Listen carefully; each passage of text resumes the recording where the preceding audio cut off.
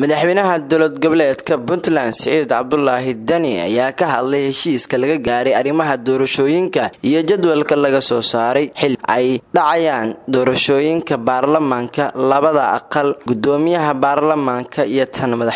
madaxweynaha ayaa waxa uu sheegay in walwal badan uu ka qabeen dhinaca arrimaha doorashooyinka Soomaaliya ay soo dhamaatay isla markaana uu rajeynayo in uu muddooyinka soo socota in dalku uu gali doono doorasho si nabad ah shir jaraa'id oo uu ku qabtay garoonka diyaaradaha Aadan Cabdulle Ismaan Aadan Cadde ee magaalada Muqdisho xilli uu ka ambabaxay Soomaaliya asigoo u ambabaxay magaalada Nairobi ee dalka Kenya waxa uu rajeeyay shacabka Soomaaliyeed deganaansho nabad ay ku xasiloonadaan dowladnimadooda gacantana ay ku haystaan in ay amnigoodana sugaan ay ku dadaalaan ay soo saareen jadwaladii iyo qaabkii doorashada iyo waajibaadkii iyo xuquuqihii laga rabay gudiyada maamulaya doorashada iyo ergada iyo arrimaha la xiriira murashaxiinta labada aqal intaba arrimahaas oo runtii intooda badan salkooda uu yahay habkii doorashada loo galay 2016 oo meelo isbedel uu ku yimid kooban inta badan laakiin saldhigu uu yahay doorashadii dadbaneed ee 2016kii la galay nooceeda iyadoo marka la arkay duruufaha dalka ku jira iyo waqtiga la haysto in inta ka badan inay qabsoonto ay u muuqato inay adagta waxaan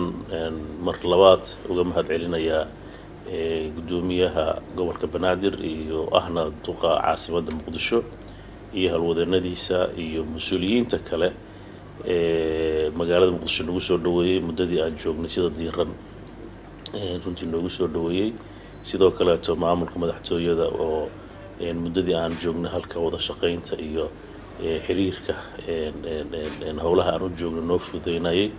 waxaan rajeynayaa haddii Ilaahay idin ka dhigo walwal badan oo laga qabay dhinaca doorashada maanta inay soo idlaatay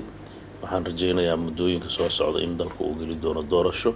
si nabadana uu ku gali doono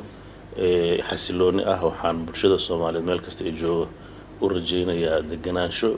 iyo nabadooda ay ku far adeegaan dowladnimadooda ay gacanta ku haystaan midnimadooda ilaaliyaan khilaaf kasta oo jirana wada hadal lagu xalliyo amnigana lagu dadaalo sidii dalka amnigiisa loo horumarin lahaa intaas ayaan rabaa inaan hadalkayga soo meero warar kala duwan ayaa waxa ay ka soo baxayaan safarka madaxweynaha Puntland Saciid Cabdullaahi Dani ee Nairobi waxaana wararka qaar ay sheegayaan in halkaasi uu kula kulmi doono madaxa arrimaha sirdoonka u qaabilsan Imaaraadka Carabta ee Geeska Afrika Hussein Darwish Al Shams kaas oo degan hotelka Varu Bonds ee ku dhex yaala garoonka diyaaradaha Jomo Kenyatta